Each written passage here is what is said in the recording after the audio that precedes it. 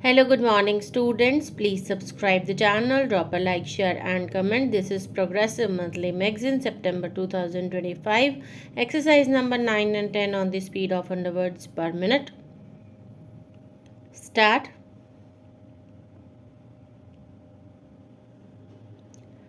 Since independence, considerable interest has been shown by the states, individuals, and voluntary agencies in the field of education. Educational facilities are being gradually extended to the remotest corners.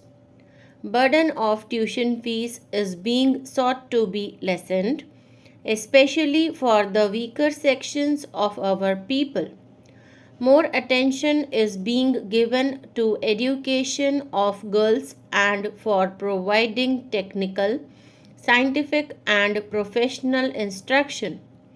Nevertheless, I must confess, I am far from happy with the progress we have made or the direction our educational programs have taken.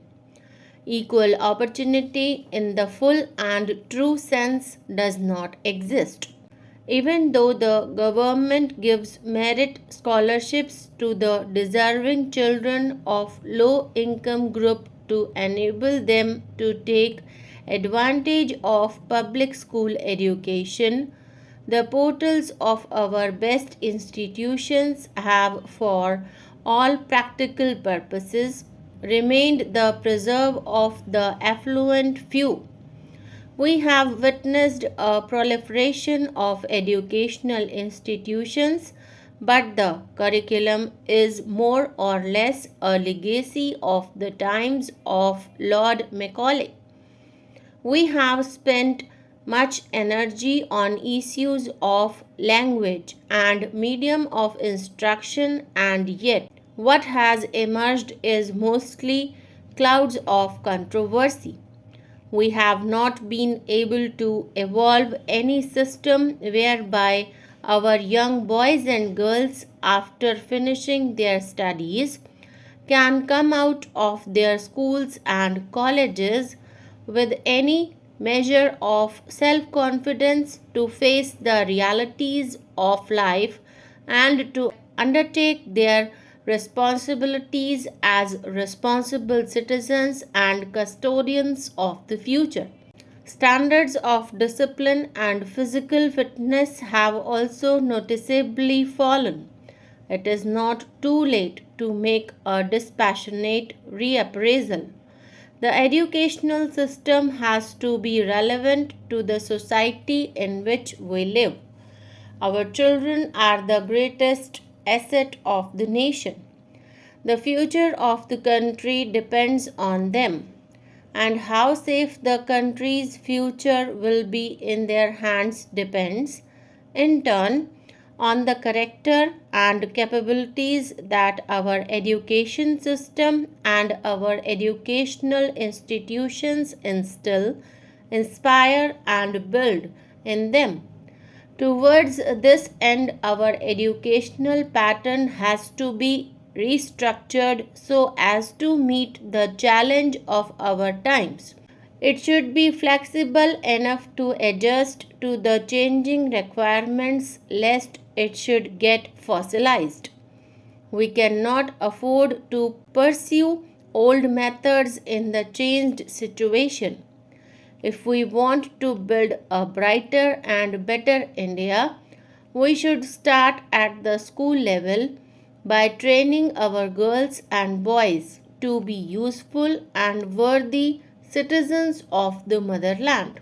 There is need in our schools and colleges for greater attention to professional and job oriented courses of instruction so that our children can look forward to the future with confidence and hope and may not be pained with uneasy feelings of uncertainty and frustration as confront them today. There is also need to devote greater attention to sports and games, for the playfields help in building not only the body but also inculcate discipline and capacity to lead. Our educational system needs to be so rearranged that while we instilling our young boys and girls ethical values and respect for religion, yet irrespective of the faith which they profess, they grow into good citizens with broad minded, generous, and Catholic attitude, treating all their fellow men as members of one large family without inhibitions of class or creed or material fortunes.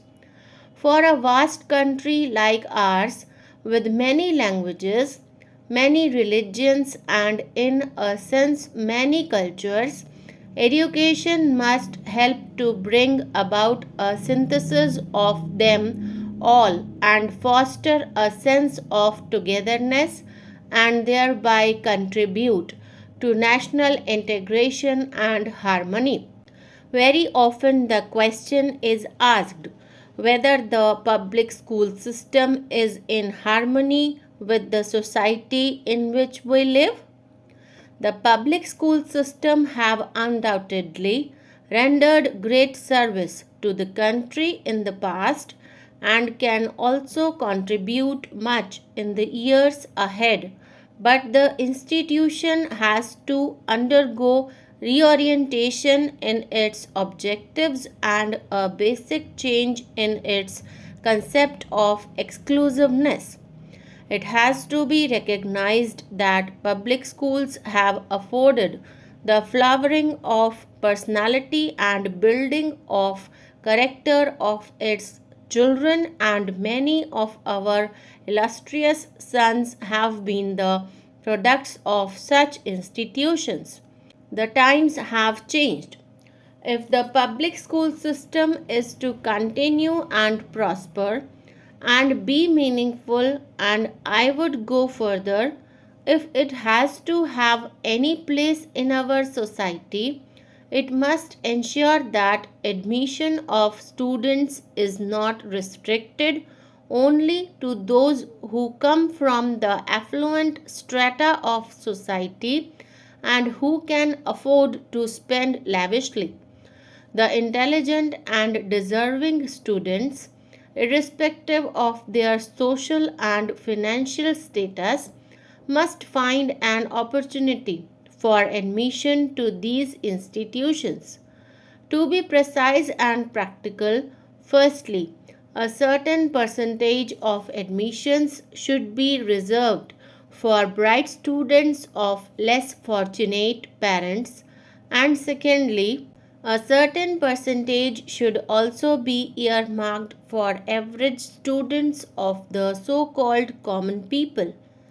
We have vast talent lying untapped in our sprawling rural backwaters, and this talent must be harnessed for the overall good of the country. The country is facing many problems, but there are many opportunities as well.